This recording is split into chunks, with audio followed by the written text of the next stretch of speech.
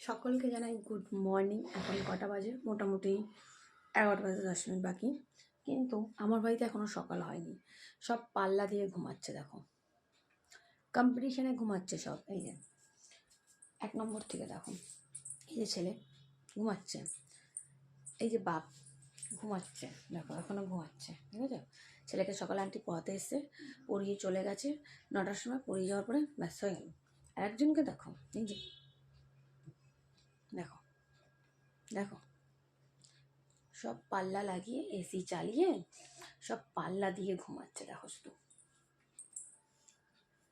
আর আমি দেখো আমার সকালে উঠে কাজ করা, মানে ঘর দর পরিষ্কার টরিষ্কার করা সবই হলে, শুধু বিছানাটাই তুলতে পারিনি যেহেতু এনারা ঘুমোচ্ছে। দেখো তিনটেই মানে জাস্ট কম্পিটিশানে ঘুমাচ্ছে, দুদিকে দুই ছেলে, মাঝখানে বাপ মিলে দেখো তিনটে কম্পিটিশানে ঘুমাচ্ছে।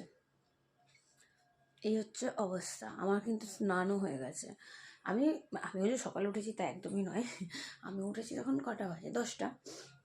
আমি উঠে কাজ বাজ সব সেরে নিলাম, কিন্তু এনাদের কারোর ঘুম ভাঙছে না। এবার আজকে সোমবার, আমার নিরামিষ, তোমরা জানো নিরামিষ খাই আমরা।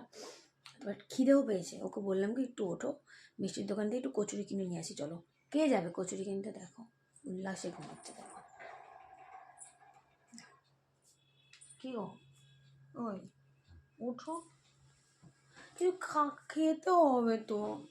দেখো দেখো দেখো দেখো দেখো দেখো উল্লাসে ঘুমাচ্ছে সব। এই হচ্ছে অবস্থা।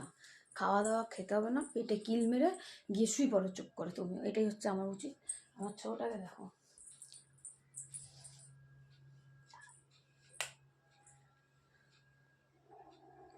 তাকিয়ে দেখছে, দেখো আমাকে, দেখো তুমি দেখো এখন তাকিয়ে দেখছে, দেখো। তুই উঠবি না? উঠবি না? তুইও ঘুমাবি? এটি সবাই তুইও ঘুমাবি? হুম।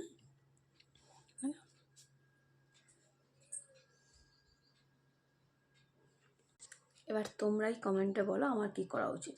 এদের জন্য খাবার বানানো উচিত নাকি এদের পাশে গিয়ে আমারও শুয়ে পড়া উচিত? তোমরাই বলো। সব কটা ঘুমাচ্ছে, আমি উঠে গেছি।